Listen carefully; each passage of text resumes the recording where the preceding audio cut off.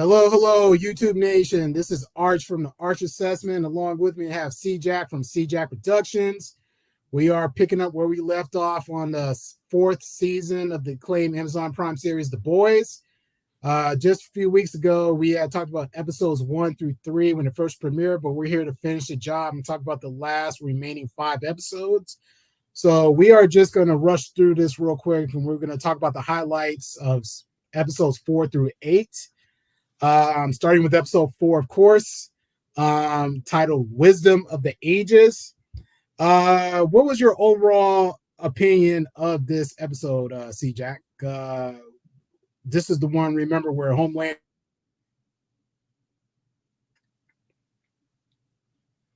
Oh, whoa, you froze out for a minute. What was the question? What was your overall impression of episode 4? That was the one where Homelander went back to the lab and visited all the people who raised them and abused them. Right. Abused them, to use the term loosely. It was a much needed episode. And you know what? This season got a lot of smack because they were like, well, it's so slow. It's government oriented. It's always been government oriented. But sticking to your question, I say that we really want to know what was Homeland's upbringing, what caused him to be this messed up mental individual. And it was 5 or 6 doctors that had practically raised him while they were testing and his limits. And well, he was a lab rat. I can sympathize now why he's so messed up, because they were messed up. It was a much needed episode in a nutshell. Yeah, it gave you a little bit of insight to why he is the way he is, Yes, he came out of the womb literally guns blazing, no pun intended. He's been like, that's what differentiates him from the rest of the Supes, is that he came out a Supe. So, as the Barbara, the director of the whole program, explained early in the episode, so it kind of gives you insight to why it gives you insight into his psyche, and you just know something's going to go left, because anytime Homelander walks into a scene and he's always giggling and smiling, there's always something going on underneath the surface. You know darn well he didn't come here just to give him come by and just to say hi and give everybody cake. Homelander is never just cordial just to be cordial. Yeah, there's always an alternative motive with Homelander. And I don't know what's scarier, vengeful wrath Homelander or psychotic, I'm smiling like, you know what, I'm not getting my way, I'm just going to end you, Homelander, with a smile on his face. Yeah, and you could tell the staff was shook. They were just like, especially Marty, I think it was, that nervous smile, like, right. Yeah, so something's about to go left. He didn't come there just to chalk and shoot the S. But the other thing was, while this is going on, Huey is looking to procure some Compound V for his father, who just had a stroke. And he brings Kimiko along with them. They meet up with A-Train. And little did they know, they get ambushed by, who are those people again? The one that him and Frenchie fought. Wait, Kimiko's crew or somebody else? It wasn't their crew. It's been a while since we last talked about it. It was the girl that Kimiko slashed her face. Yeah, I forgot. I ain't gonna front. They got an ambush, and there was a whole side plot with that. And Kimiko had to explain to Huey how to fight, and she had to make makeshift weapons out of the paper cutter. That was so funny. Dope. Yeah. So that was the whole thing. Firecracker is setting up shop right across from Annie's place, her show, just to spite her. So that was the whole thing. Yeah. This is where, not to get all over the place, but this is where Firecracker reveals Annie's abortion. And that's the thing amongst the hardcore Christians, the white ringers, if you will. Never mind Firecracker being a pedophile, an admitted pedophile, which Butcher and MM threatened to blow up her spot about. And you got to give her credit, though. You got to give Firecracker credit. I mean, I don't like her, but she took the bull by the horns and just said, hey, I'll put myself on blast. Now what? What you got now? Right. And I was just like, wow, okay. They didn't count on that. No, Firecracker was like, what else you got? What better way than to get ahead of it? No trump card. Yeah, so they had nothing. So she got out in front of it.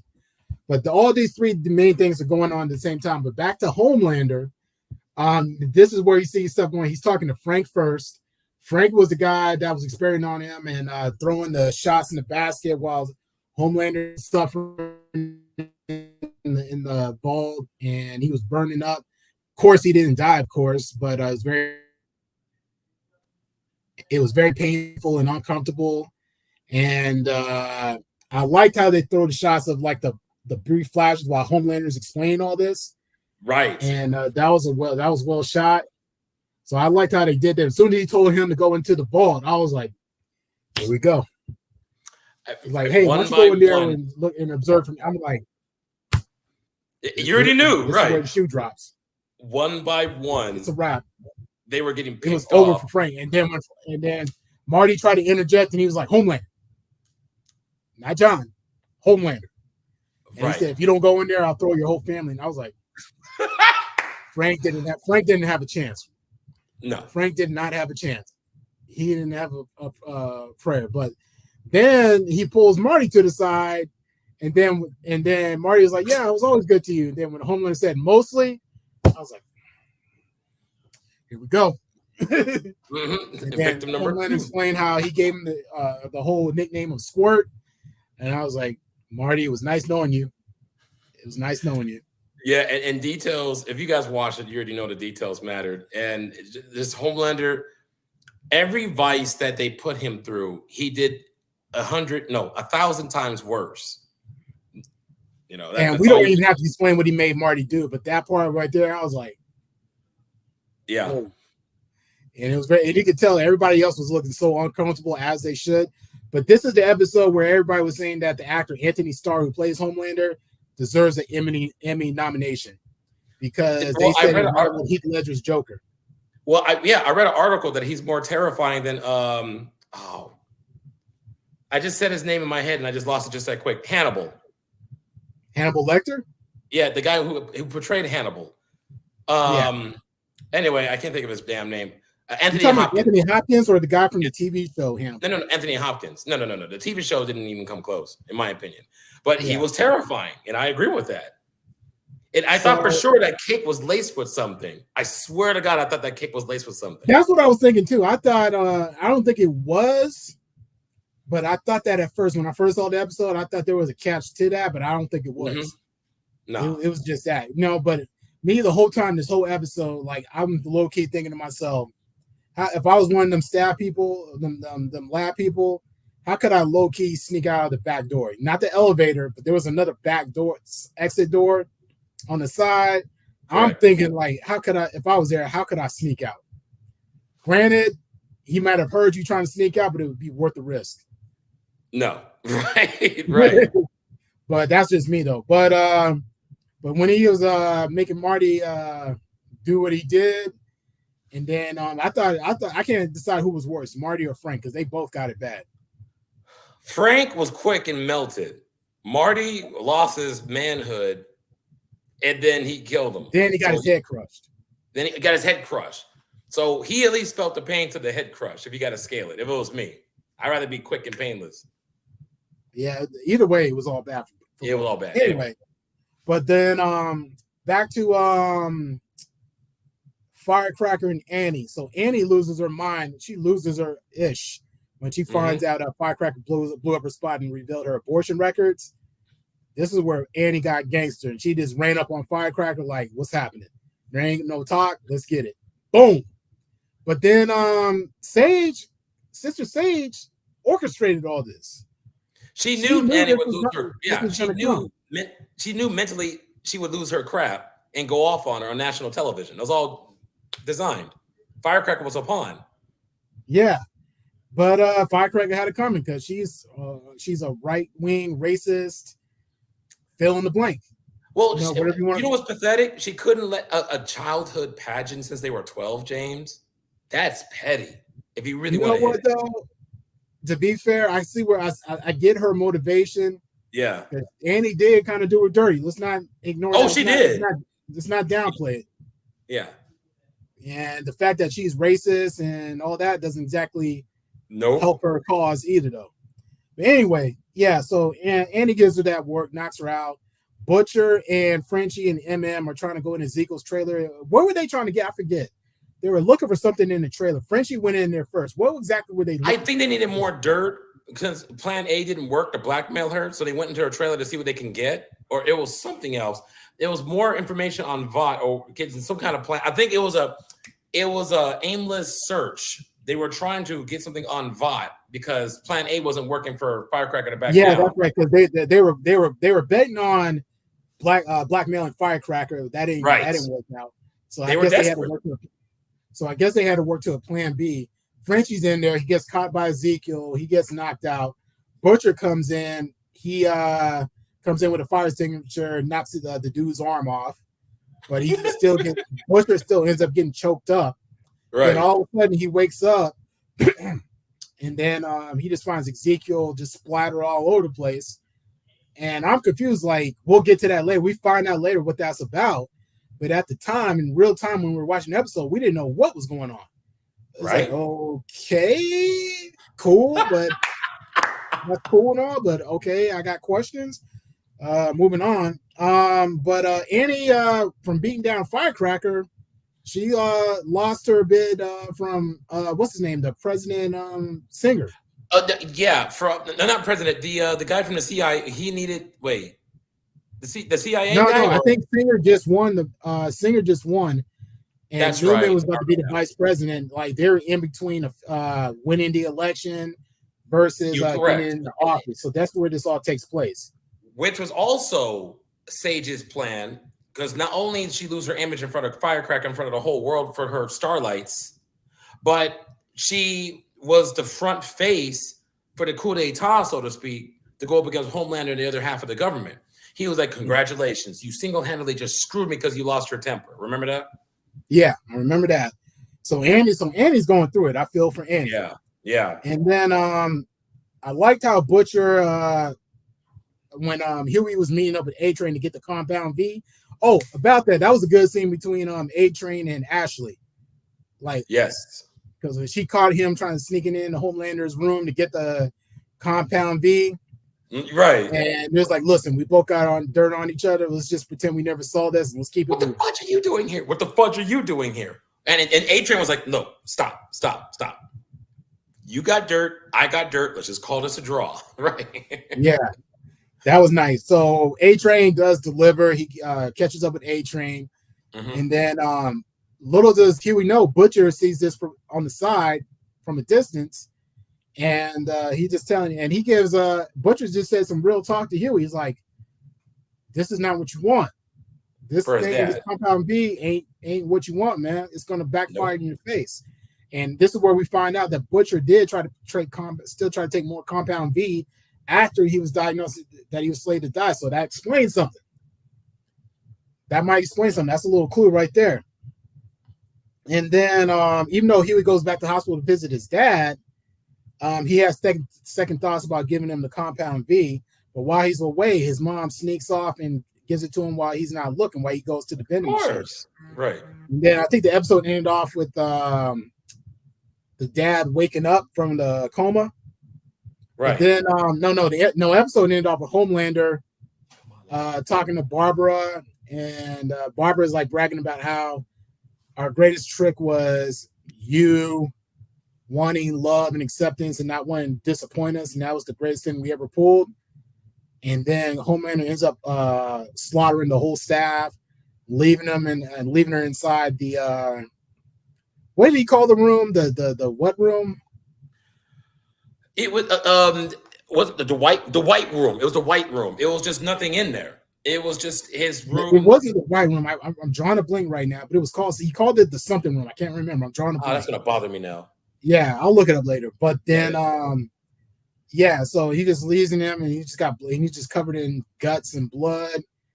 But I was just like, man, Homelander is just irredeemable, man. He's just on one. So that was the end of that. And that was the episode where everybody was talking about, man, Anthony Starr is overdue for an Emmy for his portrayal of Homelander. Now that we get to episode 5 called Beware the Jabbernack, My Son. This is where Huey's dad is waking up from his coma. Everything is looking copacetic, at least as far as we can tell. but we know it's like it looks too good to be true. And well, then we Compound start V to get has some kind of when his memory starts to fade. He forgot that the mom already left the room. yeah. That's when I was like, oh, there's And a cat remember, I noticed this much: Compound V has really bad side effects for adults. Yes. It's basically the younger you are, the better you are to handle it. I've noticed that. Like Gen V, for example. Yeah. Yeah, because you got like if you're trying to take it as an adult, I mean, you can get it, but it's like it's going to go left. And then this is also so we'll get back to that in a little bit. This is where Butcher tells the boys about the virus that can kill Soups, and we learned about this through Gen V. And then they decide to visit Stan Egg in prison, and they give him a release on the condition that he can help them find the virus. And it's always good to see Giancarlo Esposito back in action again, no matter what he's doing. Right. And then, so this episode was ill. This is when they visit the farmhouse. And then they know something's arrived because the door is open. So they go in and they see all these farmhouse animals that's being, excuse me, that was a circus. And we're like, oh, okay. And then it was just dope how they introduced Victoria Newman because all their noses starting to bleed. Yep. And it's like, there she is, Victoria Newman. And then I liked the little brief exchange between her and Stan Edgar. And Stan Edgar gave her a nice quip back, like, what, you mean to betray you? Or something like that. Well, that's how they were able to get Edgar. Remember how, first of all, Butcher was like, okay, I'm taking command of the boys again. And it's a power dynamic. Mother's Milk was like, you know what? I can't stand this no more. You take over the boys. I'm done. I don't know how he did it for this long. And he's right. Mother's Milk between his family and everything has been really stressed out. And that didn't happen this episode. They're going to get to that. Oh, my bad, bad. It didn't happen just yet. Well, it was this then. When Butcher and Mother's Milk went to go see him, Mr. President, former president of VOD himself, and he was like, hey, we need your help to find where this laboratory is at. Oh, please, that's not a good enough deal. And even he didn't know that Newman daughter had the Compound V in her system. Yeah. That's when he cooperated. Yeah, he didn't know about that. But they form on so the boys, Stan Edgar and Victoria Newman form this uneasy alliance, and they're walking around the whole farmhouse area. And then that's when I find the beat up chickens. And they didn't know the chickens were beat up at first, but the way they show that when they show one blast through one of the ages, I was like, yo, superpowered chicken and sheep. This is such a boys moment right here. We were overdue, James. Each season has something ridiculous. I'm sorry, guys, but more than one thing. But this is like one of the moments where I'm just like, this is such a boys moment. Oh yeah, they had the how can I word this? The red light district house in a certain season. Then there was another season when they had that colonoscopy situation. That was back in season 2. You know, they keep pushing the envelope. Like, let's see how messed up we can mess our audience up this week. The beat up bulls were scary. Yes. That had me shook. I was like, bro. I was. And then when they started running, and then when that one Asian tried to jump up, I was like, why would you jump up? You were better off just running straight ahead. Oh, the security detail was completely obliterated. Yeah. Like we knew it was going to be a wrap for them, but thankfully the rest of the main crew, took shelter inside another farmhouse, and then that's when they found Dr. Shaw, right, Victoria Newman's baby daddy. So that's when they found out what was going on, and then Frenchie said something that was real funny. He's like, "This man is no condition to have sex with a chicken or something like that." And Stan Edgar was like, "That's not what he meant." But they had to do something. They had to find a way to inject them, and because they were stuck there for a good minute until nighttime. Yeah, Edgar even asked, "Seriously, how the heck did I lose to you people?" That was insulting in itself. Because he's up there in IQ, James. You know, I was like, seriously, how did I lose to you people? Yeah. Just Giancarlo Esposito's reaction to Frenchie was just classic. It was, in the most right? ridiculous situations, just the way he knows what he's saying is absurd, but he still keeps his composure better than I would have. Because Yeah. I would have been like, dude, like, what's your deal? Right. But what else? What else happened in that episode? Hold on, I'm looking at my notes here. A-Train on the side, like outside of that main plot. A-Train, I think, reveals to Ashley that he's the leak. Mm-hmm. I think this was the episode where A-Train revealed to Ashley that he was the leak. So now Ashley feels like she got to do something now because now she's an accomplice. And then that's when she frames Cameron Coleman as the leak, which he wasn't. Right. And then that whole scene was wild too because Sage knew it was A-Train the whole time, but she's not saying nothing. Because it's all part of the plan. Yeah, Anyway. it was all part of the plan. And she withheld that even from Homelander because Homelander's like, okay, we're going to be wrathful gods and we got to get rid of this guy. And the way they showed Ashley in the cut behind, like, yeah, that's what you get for dumping me. But it just showed the way how God is turning Ashley to a monster too. And then, and then back to Huey's dad. When he, the way they showed that, like, when he showed him standing by the dude's bed and he just holding the heart. Oh, hell yeah. The way they did that was wild. Like, shout out to Simon I Pegg. know. But then he ran to the other guy's room when the guy was trying to hit on the nurse. And then he just ran around and he runs and then he materializes. He can run through matter, but then he materializes, but then he what do they call in comic books? He become intangible. Then when he becomes tangible, obviously from the inside he rips you out, which is trippy. And he can just control. Not only that, his memory was bad too. On top of that, I think it's a side effect from the V. Obviously, his childhood anger for his wife regressed. Back. Well, he didn't recognize Huey either. It got bad real quick.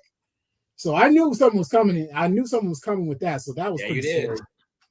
But then that whole thing, that was the only real sad moment of the whole season to me is when Huey had to give his dad a mercy kill.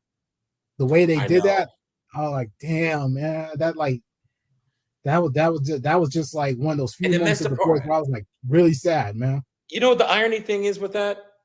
He actually listened to Butcher, but still his dad got messed up by Compound V anyway. Thanks to his mom. Right. Yeah, so he has his mom to thank for that. But that was the only real moment that was super sad to me. And then all the farm animals died from the shot they got. So they were so they were relieved from that. But then we find out Dr. Shaw is missing, and they can only find an amputated leg. And then Stan Edgar was on his way back. Stan Edgar was on his way back to prison, but then Victoria Newman intercepts by popping the guy's head and then rescuing him. Mm-hmm. So that was the last we saw of Stan Edgar this season. So that was interesting. And then that episode ended off with Kessler in the background, and then Butcher giving this evil grin. You know, he's like tapping to his dark side, he's like telling Dr. Shaw, "You're gonna cook up some more of that virus." You know what I'm saying? So this is Butcher just resorting back to desperate measures. So this is where we start to like suspect something's up with Kessler. This is where the theory comes in. The Tyler Durden theory comes in about Kessler. And because he's only around Butcher, he's never around the other people. Correct. And he's only seen talking to Butcher. So he's like, wait a minute. He never picks up objects. He never picks up objects. Yeah. And so that's when people start wondering, okay, what's up with this Kessler guy? This is pretty weird. But then we'll get to that in a little. We'll cross that bridge in a minute. So episode 6, Dirty Business. This was one hell of an episode too. This is the party episode, the mansion party episode with Tech Knight. Mm-hmm. And this is where the Seven and Victoria Newman are in attendance because this is where they need to talk to the Republican Party or whatever because they're trying to talk about what they're going to do to Singer. And right. Are we 7 or 6? Well, they're still called the Seven.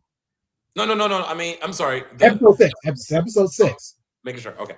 Yeah. So this is where Tech Knight is hosting the party. And man, the way Tech Knight tried to compare himself to Homelander, you know what I'm saying? Homelander still ethered him. He's like, listen, we're not like, you can't even fly. Homelander is such a dude. he just has to rub it in like just give me that bat. Just because he's more powerful, he's basically a god on this planet. And that gives him every right to put everybody down. Like, yeah, he's petty. He's petty. He just like he has no grace. He's just like, you're beneath me, and I'm gonna let you know you're beneath me. I'm like, come on, damn, Homelander, show a little bit. I know you don't. There's no reason for you to be humble, but show some restraint. Damn. But oh, yeah, and then of course the boys find out about this, so they try to they talk to Webweaver, and that whole scene between MM and Webweaver had me like, ugh. When he had to give him a shot through his thing. I was like, oh my god, again, another boys moment. That's what they do. And Mother's Milk was like, and he was asking Mother's Milk, can you put an injection where in your web? No. And MM, of course, MM's like, MM is always forced in these situations where he just gotta like grin and bear. You know, he always got to take the grunt, and he's always got to take the L and do something he'd rather not do. So MM is always on the receiving end of like the grossness. Yeah. And then so Huey volunteers to disguise himself as Webweaver for the party so they can get info and intel. And then Huey runs into Tech Knight himself. And then Tech Knight lures Huey into his tech cave. And then that's when we find all that. That's when the events happen. And then that's when we see all the depravity, and we see the red leather gimp and all that stuff. And of course, Ashley happens to show up because why not? Right. Makes perfect sense. Ashley would be there too. And we get to see that whole thing go down. And that was the most grossest thing ever. Right. Like Huey don't got enough trauma as it is. The man's died. The man had a mercy kill his own father just an episode ago. Now he's got to go through this too. It was incredible because, dude, and then the mask, and speaking of Webweave, his mask and everything was smelly. And then remember, Newman was like, oh my God, you never heard of a bath? You know, this dude was like the low budget of Spider-Man. Let's be honest. But it was just disgusting. But that whole thing, man, I felt for Huey, man. Huey went through it this season. But then it's a miracle he lasted long as he did, considering Tech Knight's ability to see all kinds of BS. Yeah, that's right. Mm-hmm. Tech Knight can sense like it was easily a half hour. He can read like when people are lying. He can read when you're nervous. So there's a lot of that going on. So yeah, you're absolutely right about that. And then in the middle of this, Annie decides she's going to sneak in, and that's when she bumps into Firecracker, and then that's when what did she do? She injected her with something and knocked her out, right? Correct. Yeah. Yeah. Annie, and that's when the swap was made. That's crazy. Mm-hmm. And then MM goes in there too, him and Kamiko, and they run into Sister Sage. And Sister Sage is really getting into MM's head. She knew about his daughter acting up in school, and MM is getting triggered. So that's when MM, you could tell he's like getting, what is it? What's the word I'm looking for? He's like getting anxiety. Basically, he's getting triggered. And then he ends up shooting. I'm sorry. Yeah, MM. He ends up shooting. Oh, yeah. He's like, now I'm getting back to what I was talking about. Yeah, it was the stress involved. You know what I'm saying? He's been at this for so long. And I don't know how even Butcher has been able to even manage the boys without having an aneurysm.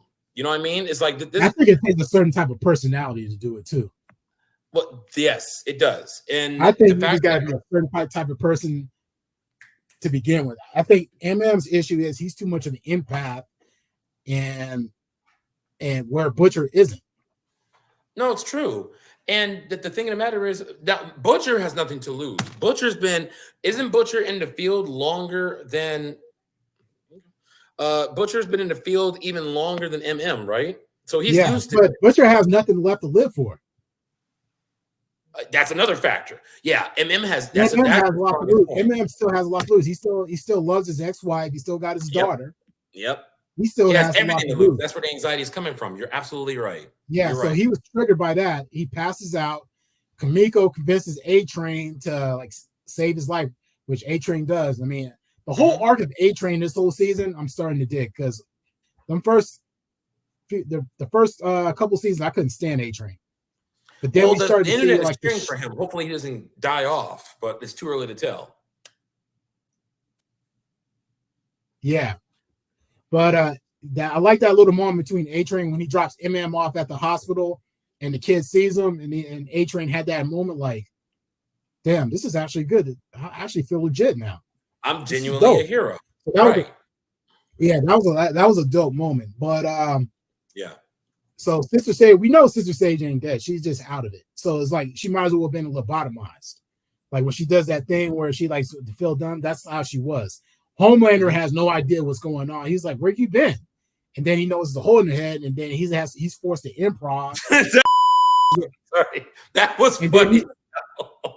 And then he's way out of his depth, and he doesn't know what he's saying, and he's trying to like convince them like why they should rebel against Singer, and he doesn't even know what he's saying. Then Victoria Newman has to come in and save the day, and Homelander has a huge ego. He doesn't like being upstage, even when someone's trying to help him out.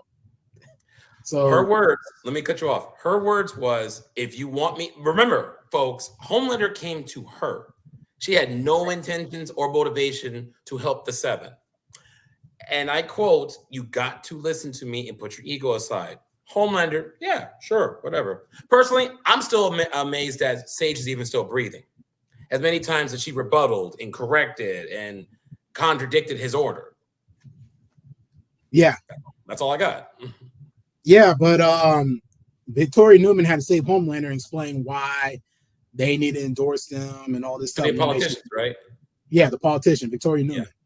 Yeah. So she explains she does the job of like saving Homelander, even though Homelander is just like boiling inside, like because he just can't stand to be upstaged.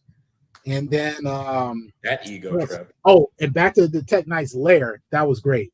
So Tech Knight is so sick. He's like, you get bored with the same holes, so you got to make your own holes. So thankfully, Annie and Kamiko come in and save the day, and they rescue him in time. And then they reverse the tide. They hem Tech Knight up, and then the Gimp shows them the computer. Shout out to the Red Gimp. Shout out to the Gimp. He was a lifesaver. So he's like, go in his computer. He's got all this stuff in there.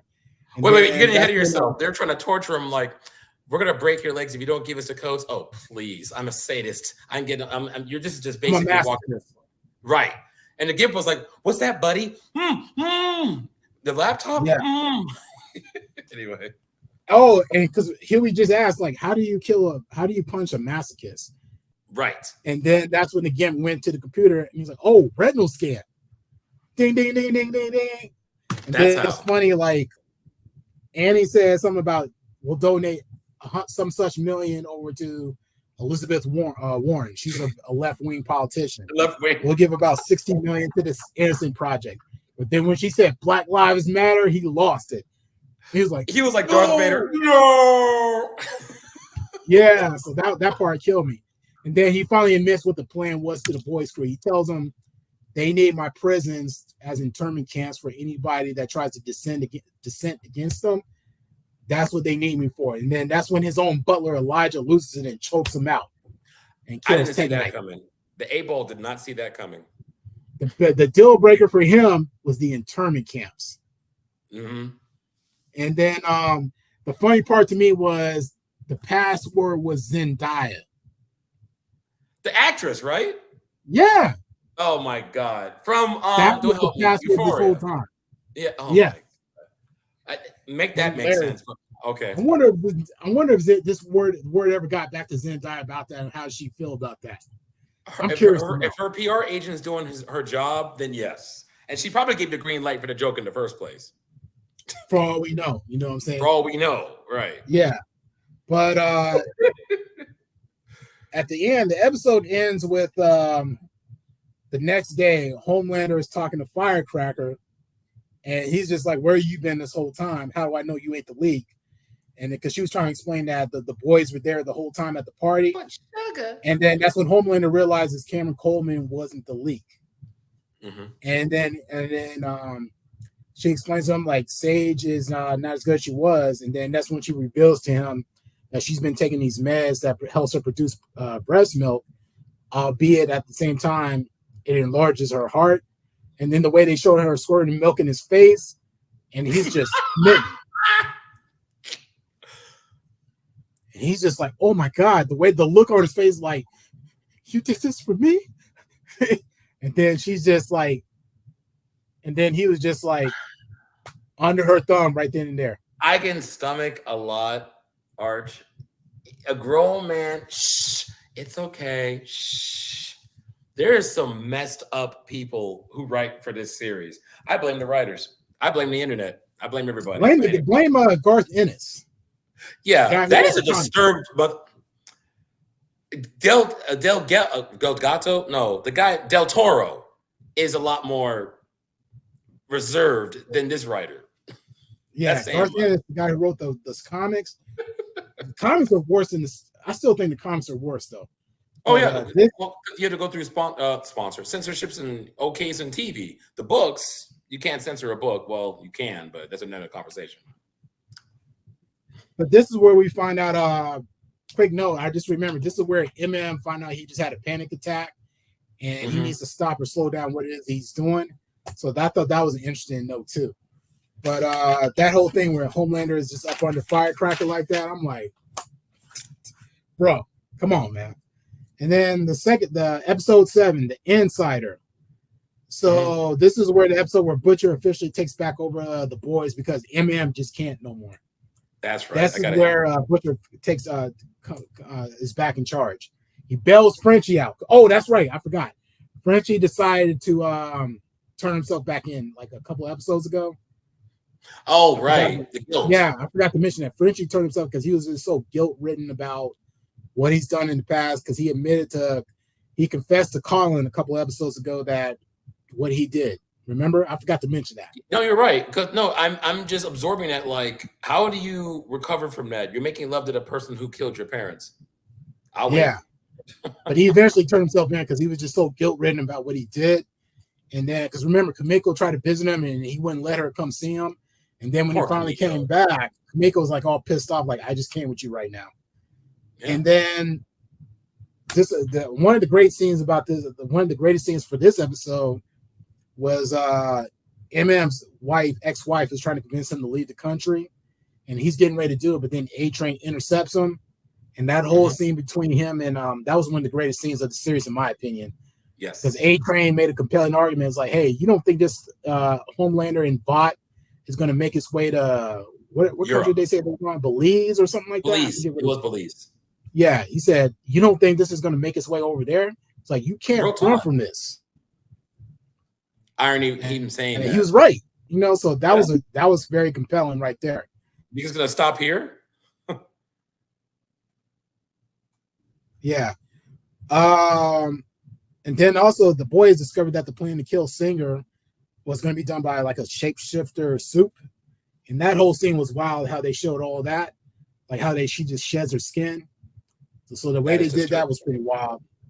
And the whole scene between Homelander, Firecrackers, they captured the real Web Weaver. Right. Yeah. Because they think he's the leak. And then the way Homelander was questioning, interrogating him, and Web Weaver kept shooting all that spew out from behind. Again, boys moment. I can actually taste that. It was just gross. And Homelander's like looking disgusted, like, ugh. He's like, I'm sorry, I'm just nervous. But Web Weaver had very good reason. Sorry, but Homelander says things just to hurt you like a bad relationship. A-Train, for example, look at you. You're disgusting. You're all pudgy and stuff. You're no longer the fastest man. And that was A-Train. He looks great, by the way. And then imagine with Web Weaver. He's just, where I'm going with this is he'll say anything just to get a reaction out of you. He's like, oh my God, you're doing that again. You disgust me. He's just Homelander. This is Homelander we're talking about. We know he was a rat for Web Weaver, though. The way he just walked up so calmly and like, as soon as he choked him out, as soon as he grabbed him by the neck, I'm like, it's over. And then he just ripped him apart. I was like, yikes. Megatron jazz style. But then I expect nothing less from Homelander. And then the look on Firecracker's face, she was like, yes, Firecracker, this is the guy whose butt you've been kissing this whole time. This is who you're in league with. What did you expect, Firecracker? Are we real quick? Are we damaged from the fact? And audience, respond to this if you want to. Are we damaged from this that we don't expect anything less from Homelander, or are we still continue to surprise what Homelander does at this point? I wasn't surprised. A lot of people were talking about how they were surprised by that. I was like, that's what I'm getting. I've seen a lot of that too online. Yeah, and I'm like, why would you be surprised? Yeah, this is such a Homelander thing to do. It makes perfect sense. But anyway, yeah. So the other thing is, I think was this the episode where the Deep finally killed his octopus too? I can't remember. Yeah. Voiced by what's her name again? She was in yes. Yep. I can't breathe. But there's a controversial question raising around, and CJ's random. Check it out on Facebook, guys. That Robert from the boys group we have asked a really good question. There were several scenes earlier in the early episodes of season 4 that she was in bed with him, chilling without any water, whatever. And now, that's a valid question. Yeah, like, was it an aqua-soaked blanket? Like, I don't understand. Mm-hmm. But yeah, he ended up drowning her out, and she couldn't breathe. And I was like, wow. And then when Homeland was basically telling him to go after the boys and kill the boys, and then that whole fight between Black Noir and Butchie and Annie, that was dope. And then A-Train and MM and A-Train come through in the clutch and save them. So that was dope, you know. But the brief exchange with them before they started fighting was pretty funny too. Like what Butcher said to Deep was like, "Shouldn't you be home licking your octopusy or something like that?" I was like, "Oh." And Deep's like, "Dude, I can barely understand your accent. Like, I can't even understand what you're saying right now." But anyway, long story short, Starlight ends up making short work out of the Deep, knocks him out. And I know Annie's been getting a lot of flack as a character, but she got some fight in her. I got to hand it to her. She got fight. Oh yeah, you don't mess with a country girl, and people forget Deep is pretty strong too. Yeah, people clown the Deep, you know what I'm saying? But he put up a fight because he made Annie work for it. Yeah, he's still a douche and all, but yeah, definitely. Yeah, but Black Noir said he could fly. Remember? So people were acting like they were shocked when he could fly. Like he mentioned that in an early episode, the past episode, you know, when he was talking to Deep while they were at the mansion party, and he took off his mask and he was just chilling in the meeting room. He said, and I quote, "I don't understand my motivation, Deep." Okay, even the Deep realized this. It's bad when he realized it. He's like, "Dude, for one, Black Noir doesn't talk. You talk too much. But I can fly." You know, the guy was like, "What's my motivation?" Remember, he's this big time thespian type. Yeah. But the Deep, in my opinion, unwillingly gave Black Noir motivation. Oh yeah, definitely. I don't think he knew he was doing it, but he did. He said when he was talking about violence gives you power, and you feel like the wheels were turning in Black Noir's mind, like, yeah. You know, that's what it looked like. Yeah. But Black Noir, in my opinion, Black Noir 2 was the funniest character out of this whole season. Because this is a dude who's going on and on. He's like the exact opposite of the original Black Noir. That's why. He's talking a little too much. Same actor, mind you. Right. But he talks a little too much. He's always going on about motivations. Actor motivations. Like, dude, you're a sociopathic killer masquerading as a superhero, and you're worried about acting and motivation. That's the part I couldn't get past. What's her name that runs Bot right now? She's a figurehead. She had all the leather on. What's her name? Ashley. Oh, Ashley. That's what I thought. Okay. Ashley was like, "Look, you're paid to be quiet and look stupid, okay?" You know, she was like, "Why are you even here?" When she was just talking mess to them. And he's just this thespian that actually a hack who wants to make something of himself by using the 7, but he's like, "I can't become this great actor if I don't understand what I'm doing." And he's not wrong, because he's just a portrayal of Black Noir, but he's taking it way over the top like he's in a movie. That's his problem. But that was the part. See, that's the thing that like I don't know how you feel about this, but this is what's so funny to me. Mm-hmm. Anytime in shows when it's like even if it's a comedy, when you take these bad quote unquote bad guys or sociopathic characters who like have no problem killing, but they're talking Mm-hmm. about like random stuff. It's I don't remember. I can't remember if you watched Barry or not. Like Barry was a killer. I never The finished hitman, it, but yeah. yeah. But there was an episode on the third season where Barry was hired to not to get off topic, but he was hired to detonate a house. Mm-hmm.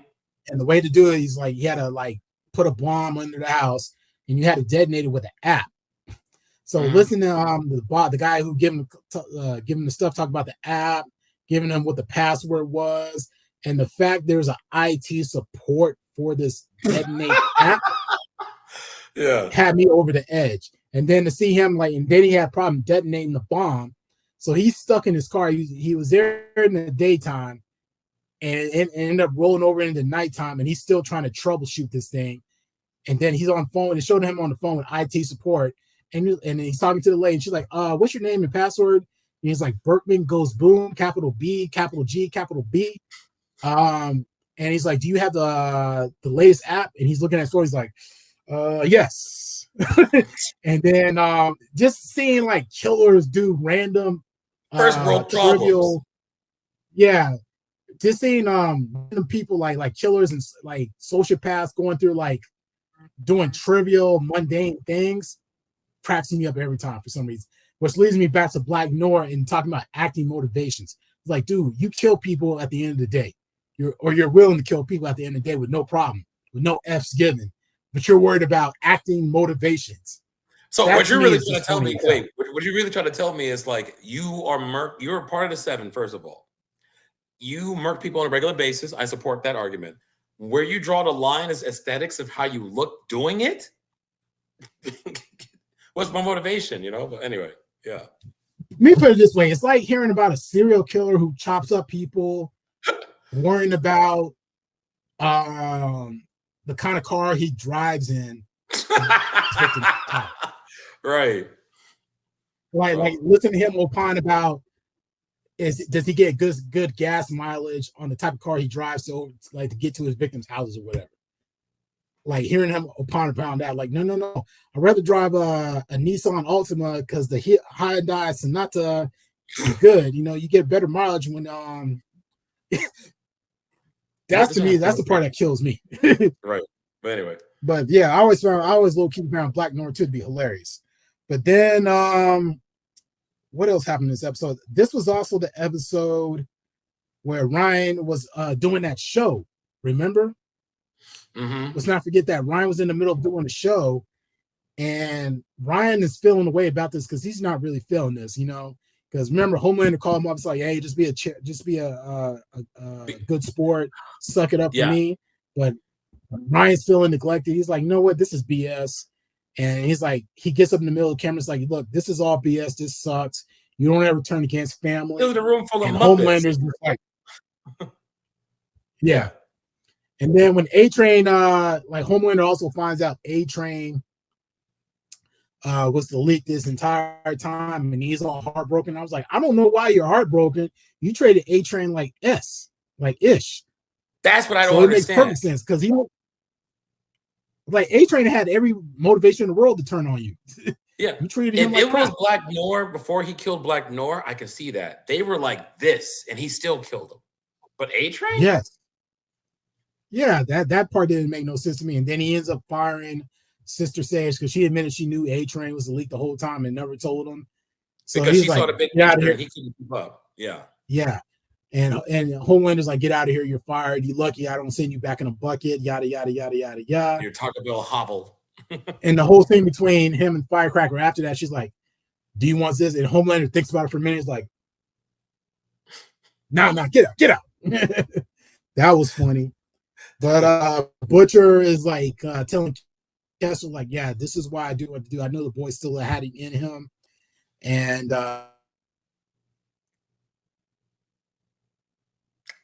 then we find out Annie's waking up in a room shackled because this family, come to find out, the woman who hugged her at the bar was the sheriff. That was a trip. I was like, at what point did she switch?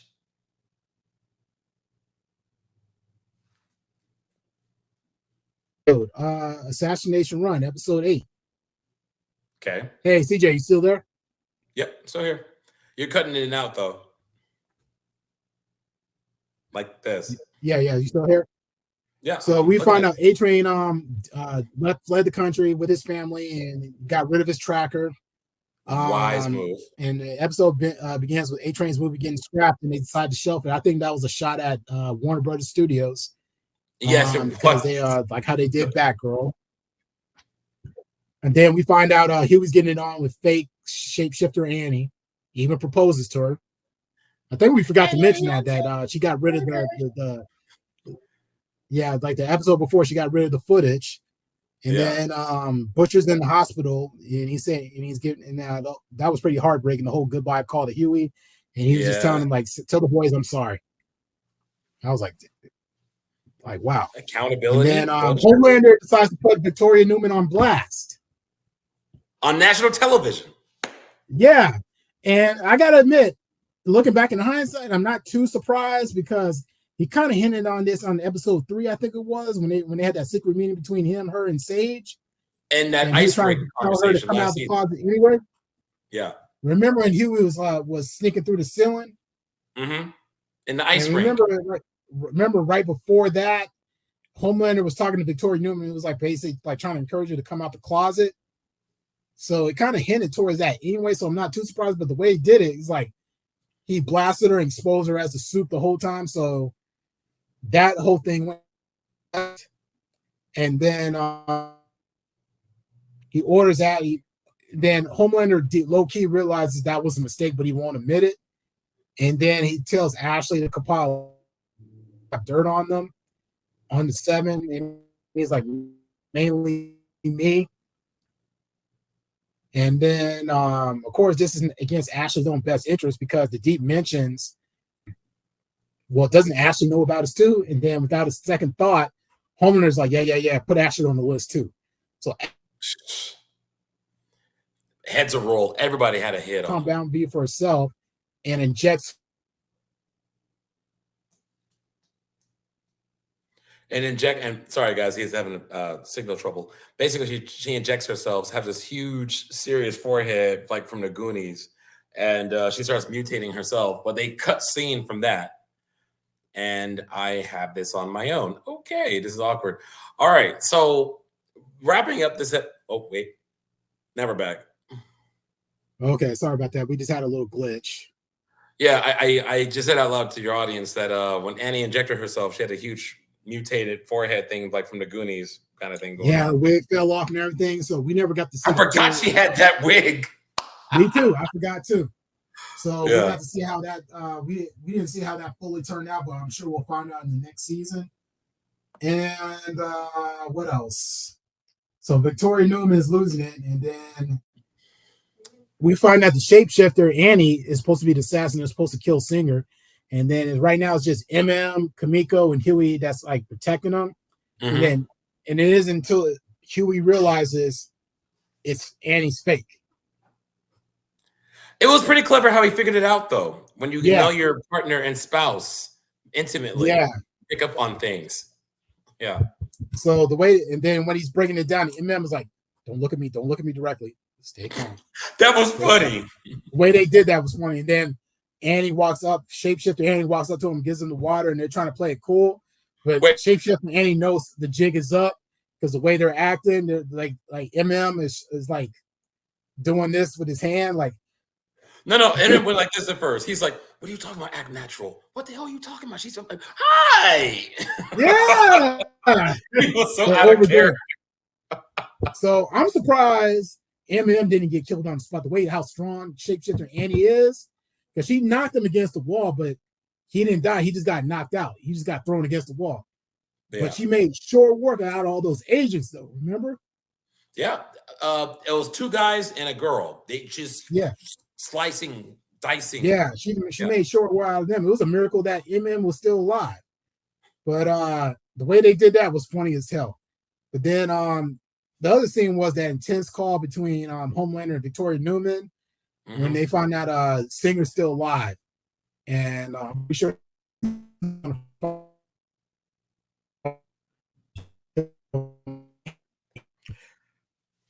You have to go back again. and then Homelander.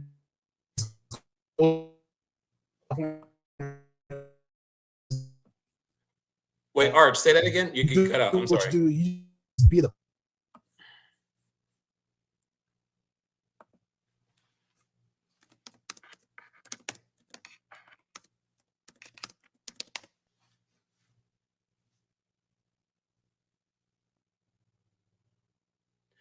Singer's still alive. Homelander found out that Singer's still alive, folks, and he's ticked off because now they lost their advantage, their sneak attack using the shapeshifter to go after the boys, as you guys know. And I'm not sure how much more Homelander can take due to he wants to rule the world. Homelander wants Vought beyond Vought. He wants the world in his own image. You know this. He's a narcissist. And until Arch gets back. And heads are starting to roll at this point. I personally feel that out of everything that's going on right now, how many L's the boys take? And Frenchie's by himself, by the way, doing what's left of the notes, making this I like to call it Homeland Serum, to make him mortal again, if not kill him, without sacrificing every single, basically, super affected by Compound V on the planet. So there's that. And Frenchie's more of a chemist than you guys give him credit for. He knows exactly what he's doing, and I respect him for it. What else happened in this episode? I'm just gonna take it over until he gets back here. So that's basically wraps up what goes on in the season. There was a really good fight, like he said, between everybody trying to fight to get Compound V to stop Homelander from his new world order. And then the worst thing happens. The world doesn't really care what happened to Newman, but Newman decides to make this alliance because she knows her alliance with Homelander is usurped right now. Like, she calls Huey, look, this has gone on way too long. Huey is first I'm not doing this. I don't care what you say. You can't be trusted. Well, I know now. I have to do this for my daughter. Please just put us in hiding. In exchange, I'll give you everything that I have, what Homelander's doing with this coup. The deal was made, but Butcher comes out of nowhere, decides to crush the deal by crushing Newman. And I was like, what are you doing? But the Butcher has completely lost it. The Compound V affects his mind far beyond anything that you can imagine now, because he has tentacles coming out of his chest now, which I was shocked. Everything else on the show was crazy. But yeah, man, that's sorry,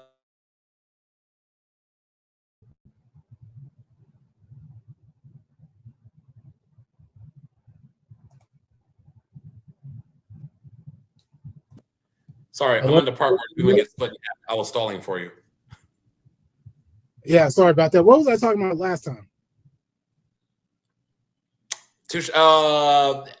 I don't know how I did this. I remember what you said. It was that, yes, that Newman, no, that the assassination What was I attempt talking failed. about last time? Remember? No, the assassination attempt failed. Hello? Yeah. What was I talking about last time? I forget. The assassination attempt failed. Oh, yeah, I know what I was talking about. Mm-hmm. Is Homelander talking real reckless to Newman and threaten her daughter? Right. And then she had no choice to run to the boys for help and cooperation to do something else.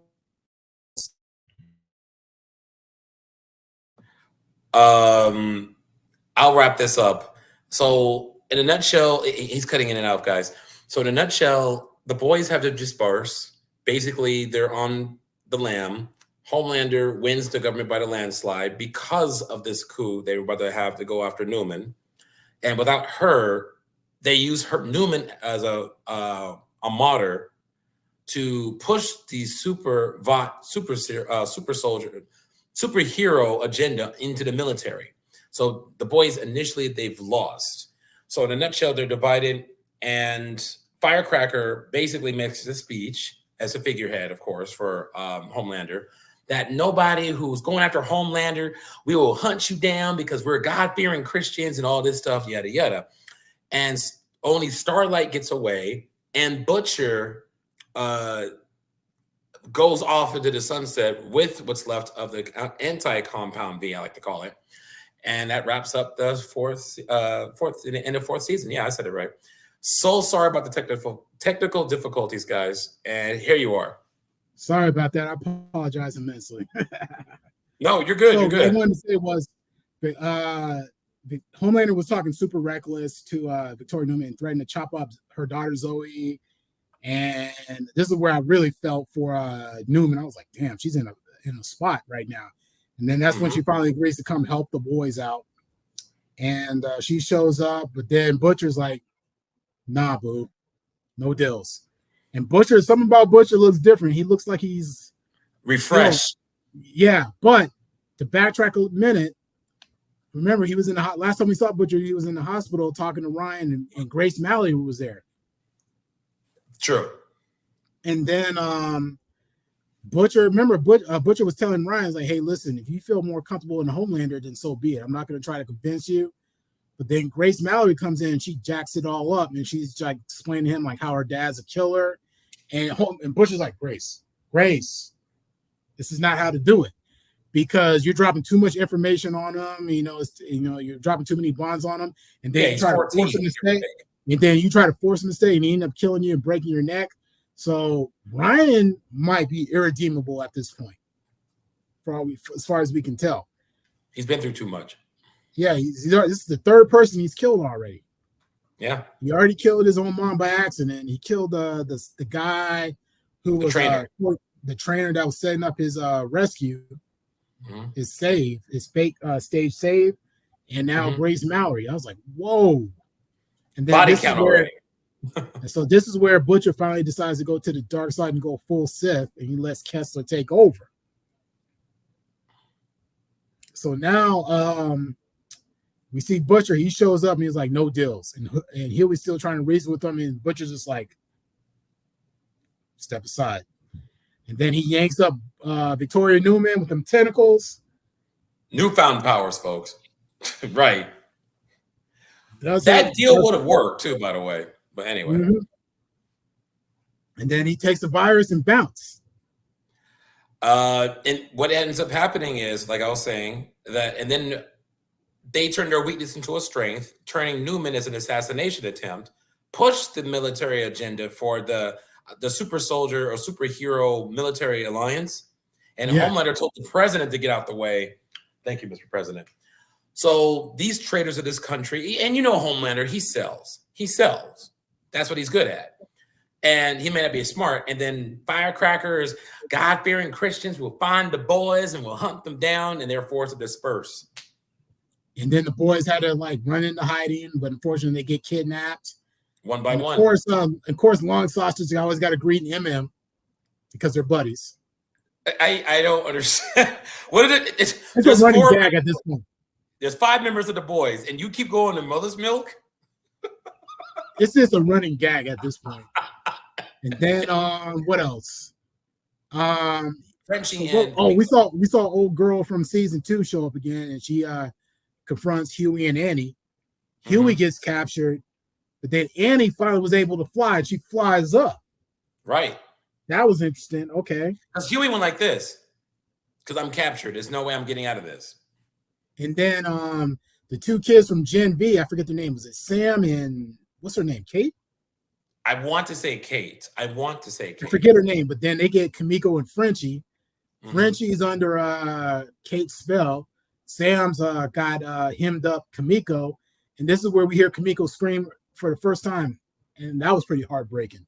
I know. And then we see Butcher in the car with his own version of Tyler Durden, a.k.a. Joe Kessler. And he's got the virus. So I'm very curious to see how this last season concludes. But what we got to expect is it's going to be very, I want to say climactic, but I think Homelander is going to get his. It's just a question of how. There's 3 options. Either his son's going to do it, which is very possible. And don't forget, after the credits, he went over to Soldier Boys. Oh, that's right. We ain't seen the last of Soldier Boy. Soldier Boy is going to play a factor into this somehow, but we won't know for a couple more years. Right, either Soldier Boy. Yeah, 2026 was it? Yeah, they're skipping a year for once. Yeah, they're skipping a year for once. But they did that last time too. Oh, they did. Oh, yeah, it's a sequence they do. Either his son's going to do it, Soldier Boy's going to do it, or Gen V crew is going to do it. Somebody's going to murk him. Yeah, but but the thing is, Gen V season 2 comes out next year, I believe. We need to find out what's going on with them. I think my theory is Butcher's driving to them because at Gen V, supposedly Butcher's supposed to rescue them from that room. Oh, yeah, good point. I was telling my new Honey Bunny's kiddo the other day. He just got done wrapping up watching it, but anyway. But yeah, my theory. So. Yeah, so this a lot of people complained about this season, but I thought it was pretty good. I don't think it was the best season. It's on par. I was very satisfied. I still think the last season was the best personally, but I was not mad at this. I was not mad at it at all. It was still very entertaining. I mean, shout out to Claudia. I don't know how to pronounce her name. Claudia Dunit. Who played Victoria Newman. I was low key kind of sad to see her go because she's so attractive. I don't know how the actor for Huey. I don't know. But then again, I can't say anything. I attract some of the most gorgeous women, but look at me. But anyway. Mm-hmm. But yeah, man. So it's a shame to see her go. But yeah, I will be there with bells and whistles on come 2026 to see how this wraps up. Yep, I'll be there. All right, man. So I enjoyed this. I'm sorry. So audience, I apologize for the last 10 minutes of technical difficulties. It became apparent to me I got to come downstairs to do this now because somehow my connection is weaker upstairs. I got to see about that. I don't know. That's all I got. I'll figure something else out later. But anything you want to add, CJ, aka CJack, aka CJack Productions? Check out my 3-part miniseries. By the time this drops, you should be seeing episode 3 of my Comic-Con San Diego first trip. I got 2 more projects. Arch is going to be part of one of them before I give myself a 6-month hiatus for sure this time. But no, that's it. All right. So be sure to follow CJ at CJack Productions. I am Arch from the Arch Assessment. This is where I take on the remainder of The Boys season 4. Thank you all and have a good night. Peace.